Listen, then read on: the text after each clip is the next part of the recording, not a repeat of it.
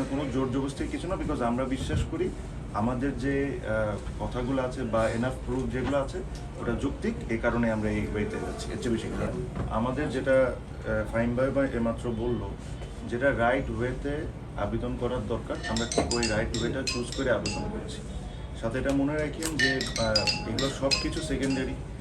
এই ক্লাবগুলা এটার সাথে একমত না দেখেই দেখেন Dhaka league, first division, second division, third division, সামনের প্রিমিয়ার লিগ, এগুলো কিন্তু আনসার্টেন হয়ে আছে। তো এই আলোচনার মধ্যে আমরা সবসময় খেলা যে হচ্ছে না এই জিনিসটা ভুলে যাই। এই ক্রিকেট বোর্ডকে এই জিনিসটার উত্তর দিতে হবে যে খেলা কেন হচ্ছে না। হ্যাঁ, আপনি 12টা টিম নিয়ে খেলছেন, 8টা টিমে 100-150টা প্লেয়ার।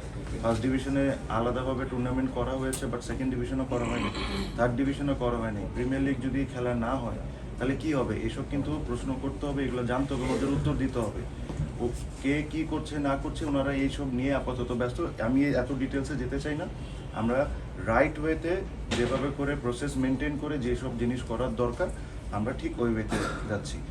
বাংলাদেশ স্পোর্টসে যেটা নতুন স্ট্যান্ডার্ড সেট করার দরকার, যেটা উনি বললেন, আমরা ওইভাবে করে আগানোর চেষ্টা করতেছি। এখানে কোনো জোর জবরদস্তির কিছু না, বিকজ আমরা বিশ্বাস করি আমাদের যে কথাগুলো আছে বা এনাফ প্রুফ যেগুলো আছে ওটা যৌক্তিক, এই কারণে আমরা এই ওয়েতে যাচ্ছি। এর চেয়ে বেশি প্রথম দিকে আমি বলবো, প্রথম দিকে আমরা চেয়েছিলাম যে অ্যাজ পার ক্যালেন্ডার অনুযায়ী লিগ শুরু হবে, কিন্তু সেটা তারা করেনি। এক নম্বর ভুল করেছে তারা।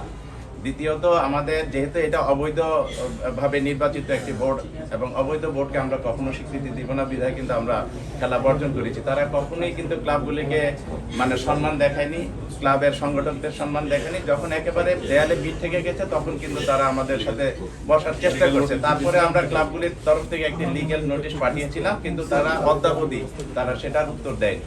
তা আমরা পর্যায়ক্রমে ধাপে ধাপে কিন্তু তারা আমাদেরকে ইনসাল্ট করেছে, যার ফলশ্রুতিতে আজকে ক্রিকেটের কি অবস্থা, ইন্টারন্যাশনাল এবং ডোমেস্টিক লিগে দেখেন আজকে অচল অবস্থা।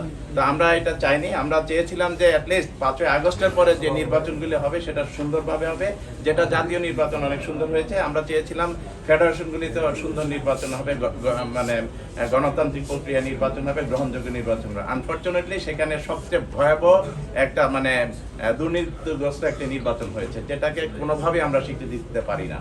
সুতরাং আমরা চাই এখন একটি গণতান্ত্রিক সরকার আসছে, ভালো সরকার আসছে, বিএনপি, তারা গণতন্ত্রে বিশ্বাসী, সার্বভৌমত্বে বিশ্বাসী। বাংলাদেশের মানে আপামর জনসাধারণের মতো আমাদের ক্রিকেট সংগঠকরাও যারা আছে, ক্লাবগুলি যারা আছে, তারাও এই সরকারের উপরে আস্থাশীল। সুতরাং আমরা চাই একটি সঠিক বিচারের মাধ্যমে যে মানে যে দুর্নীতিগুলি হয়েছে, যে মানে একটা মানে তারা পর্যায়ক্রমে যে দুর্নীতির আশ্রয় নিয়েছে নির্বাচনের ক্ষেত্রে, সেটার একটা সঠিক বিচার হবে। এবং অটোমেটিক্যালি আপনারা জানেন, দেশে বিদেশে সবাই জানে এটা যে অবৈধ নির্বাচন, অবৈধ বোর্ড। সুতরাং এই বোর্ডের এখন আর থাকার কোনো আমরা মনে করি যোগ্যতা নেই।